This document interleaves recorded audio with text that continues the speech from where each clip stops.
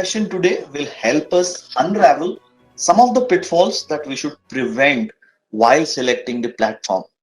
Randeep, before we begin, I would request you to take about 2 to 3 minutes to share your thoughts on how HR platforms have evolved and what is it that the future for platforms we can expect. The way the systems have evolved over the past is that early in 70s and 80s we used to look at system delivering transactional efficiency. So we used to have large systems only managing transactions. But then came 90s and 2000s where the focus was more on integrated talent processes, because HR was not just treated as a stepchild of the overall ERP implementation. You became an active part of the business, of course, in its own steady pace. And then came integrated talent processes in 90s and 2000s. In 2000, say around 2009-10 onwards is where the real revolution started. Where you start talking about social collaboration, engagement. These principles being weaved and built into the HR tech platforms. And today the world is about employee experience, user. We're talking about a lot of intelligence capability to be built through HR platforms. We talk about productivity, we talk about actionable insights. All these are very forward-looking phenomena that, of course, are being weaved and built into the HR tech platforms. And that's how, the world has grown. Now, who knows going forward, if we talk about future, that, the employees are just going to bring their own app and say, hey, if you're a good aggregator, I would want to use this app. And can you aggregate this app for me in your HR system? So that could be the future, right? So future is unpredictable. You don't know what the future is. But yes, currently what it stands at is employee experience, user journeys, decision-making support, intelligence, a lot of aggregation of data that happens, on HR tech platforms. I also like to bring the perspective of how the market has evolved and how really the function of HR tech has evolved. Now, talking about, function of HR tech, I remember when I had my first visiting card, in one of the largest Indian conglomerates that I worked for. My card read head HR technology, and IT and HR were confused. I'm part of which team, IT or HR, right? But we've seen this function grow so much, that today you have got center of excellences that are being built around HR tech, in organizations, whether they're small, mid or large, right? And you see, a lot of traction that comes through this COE in any organization to develop and build strategy for transformation. Now, that's how the function has evolved. And in terms of market, who would have known that, today the potential of HR tech market stands somewhere close to 25 to 30 billion USD, tapped by 2024. This is a Gartner survey that I'm talking about. These are not my numbers. But essentially, the segmentation was clear. It was small, medium, mid segment, as well as large enterprises. But it has become more potent at this point in time because different solutions are catering to different set of markets now, right? So all these three levers or all these three perspectives actually together, have led to this market actually becoming very complex. And at the same time, the segmentation also becoming very easy for, any player to actually be taking stock of or, taking control of and rolling out the solution. So that's how I see, the overall tech market, the overall solution player evolution, as well as, the function evolution that has happened in the last 20 to 30 years. Do you think that the tech platform selection really matters, or it is just a mind or matter thing where nothing really matters? You just go ahead and do whatever it is. Someone else has done it, so it may work for me. If it doesn't, I scrap it and bring something new. I think selection of HR tool or HR platform is a moment of truth for organization, right? Either you win a transformation or you lose a transformation, right? So for me, managing that as a moment of truth and also as someone who is providing HR services technology matters a lot, right?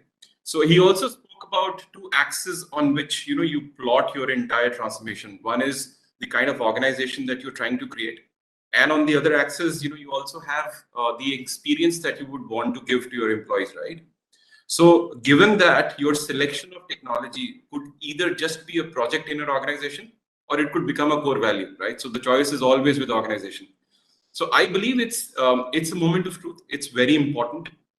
And I think all stress has to be laid on what's the vision that I want to really, implement using any tech platform. And so for me, it becomes, the most important part, before any organization embarks upon a transformation journey which is particularly related to HR. So that's my viewpoint. One of the problem that has existed since eternity is the fact that one size fits all. That's the approach that most of the platforms or most of the technology solutions come up with. And this is like saying this is the one stop place where you will find solutions for all your problems. And we all know that no organizations are the same. The culture, the vision, the people, the users, everything matters. So how do you think that platform providers can communicate effectively to businesses saying that, okay, this is what we have, but there is something else that you need to patch in so that it aligns well with you? So I think today as a market, there is a scope for players to make it transparent and open that this is X, you need to be at X plus, X minus, depending upon your organization. The world has always operated in one size fits all. And you inherit a legacy system, and you have to do whatever possible in the boundaries of that system, and make your function effective or ineffective, I would say. So that's how the world has operated. But what we have seen, as Rudra was also mentioning, that for the last 5 to 8 years, the kind of revolution that has happened on cloud and the kind of complexities that we've been able to manage while we created our own solution set, has been phenomenal and fantastic, right? So you could actually be going to an organization saying that, hey, we know that you've got some specific requirements, but these are the best practices and benchmarks that we follow, and that's how the solution is constructed. But within the realms and boundaries of any HR technology solution, there is a possibility of creating a string called one size fits one. Now, the second perspective that I want to bring here is that that's where the role of any HR leader or organization comes into picture to assess and evaluate whether the technology partner is a good consultant or not.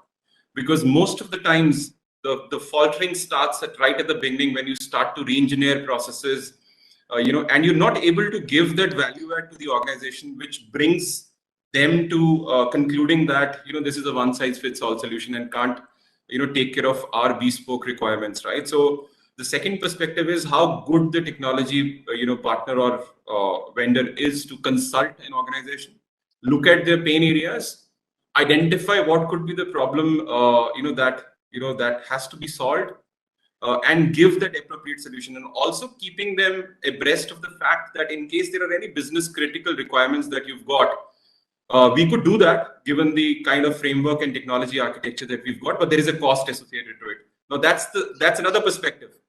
While organizations would embark on journey, but they will not be willing to spend on extra features that they would really want for their business to operate efficiently, right? So I think as a responsible vendor or a technology solution provider, it's our responsibility also to be telling the stakeholders that yes, we'll be able to cater to your requirements, but yes, customizations do come at a cost, because you're compromising the entire cloud environment, you're compromising the templates, and then trying to give a solution which is bespoke to organizations. So I believe in the boundaries of cloud complexities that we operate in, there is always a room for one size fits one, is what I have believed in, and there is no probably a problem that any efficient HR tech vendor would not be able to solve. So we know all what lifecycle processes are. Onboarding, simple. If you are enabling it on a mobile phone, and you don't want and you want every document to be uploaded on mobile phone, that's it. That's onboarding, right? So that's experience, and you capture the experience of that as moment of truth through a survey, right? So that's it. You have nothing beyond that. So that's my take on this. The point here is rigidity pattern has to be broken on both sides.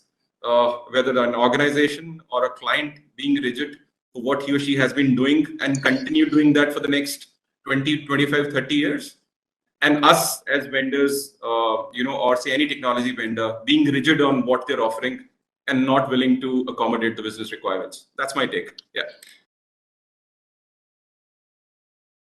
Unfortunately, it gets translated into a different fast. F is frustrated, A is alienated, S is feeling that you've been scammed, and T, you're running out of time.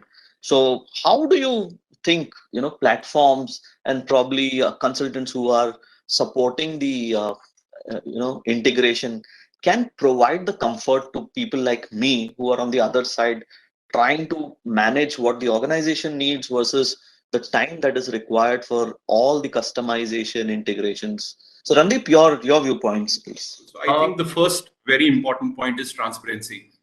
Most of the times I have seen the biggest pitfall on both the sides is how transparent you are to what you have to offer and what is there that's staring at us for us to implement, right?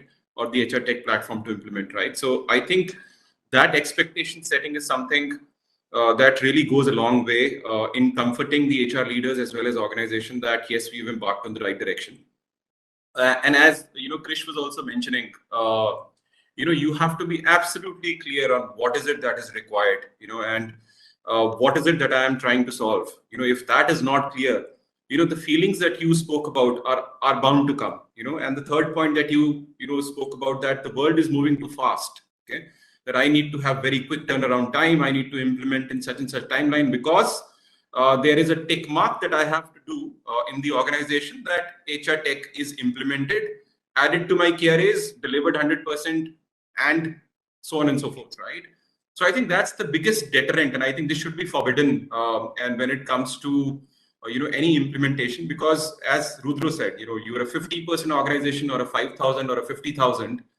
The complexities, of course, are going to vary, and you need to give the time for this transformation to actually happen in the organization. The problem is, or the pitfall that we have seen is for people changing systems so frequently is because I think they lose patience in terms of the system. See, you need to give time for this transformation. Nothing happens overnight. It's a long drawn process. It matches with the business vision. So I think there has to be that expectation setting, match transparency, and then looking at what is it that we're trying to implement and achieve together, which really will not, which actually will lead to any leader not having feelings of what you shared, Briilian, and that's what my thought process is. ये सब तो ठीक है, लेकिन Excel में ना मैं ये सब कर सकता हूँ. The mindset is it's easy when you do it offline. You can manipulate data, you can play around with reports.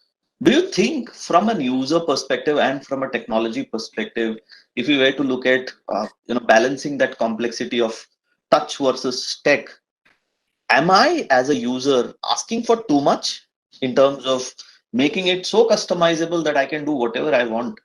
I think it's not expecting too much. So again, I will just go on a parallel axis here as well, and for this situation not to arise, or this thought process or this mindset not to arise, I think the full potential of system also needs to be understood. The biggest pitfall that I also have experienced with many clients, and of course, is that the understanding or the literacy about the system actually becomes very, it's very, I would say, at a peripheral level, right?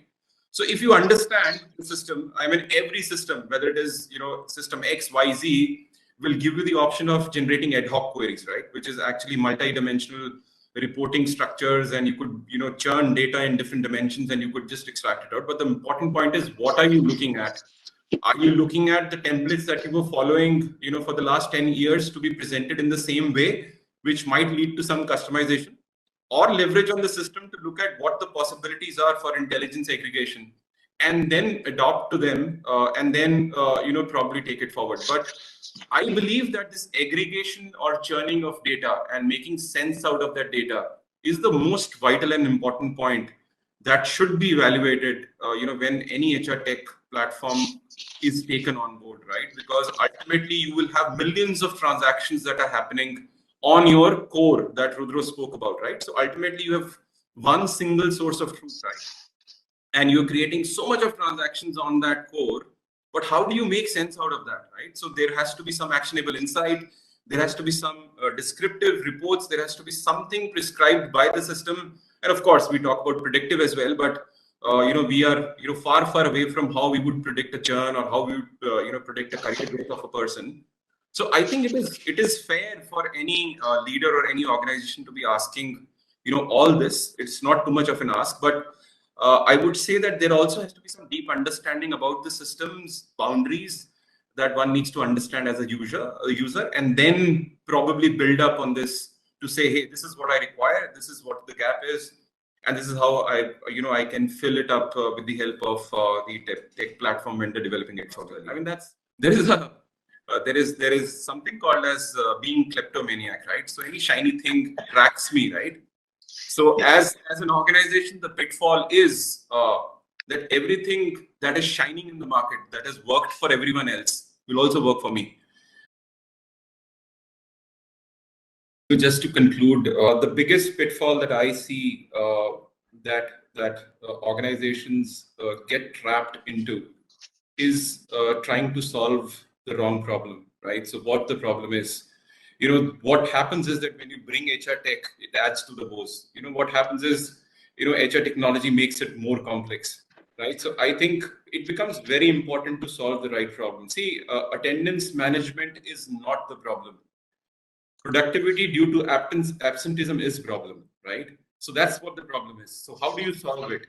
These could be small transactions. Quarterly, half yearly, yearly performance appraisals is not the problem. Performance culture is the problem, right? So can quarterly enforce it, half yearly enforce it, yearly enforce it? Purely organization's call, right? So these are the kind of questions that they have to be asked, and have to be internalized before we select any, technology system. Whether as an organization I'm prepared or prepared to embrace this technology transformation or not, whether I have the right set of pain points that I would want to eliminate and create that ideal user journey going forward, for 2-3 years, which is my transformation time, which would really help a long way. See, the context set wrong, everything falls in the bad place, right? So if the context is right, you know what problem you're trying to solve. You're there.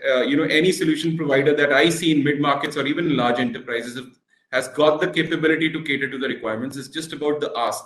The ask has to be validated, and it has to be vetted very well within the organization. So that's the maturity. That maturity becomes actually the pitfall, or immaturity becomes the pitfall, which I would say is one of the biggest points that I would want to state in this discussion.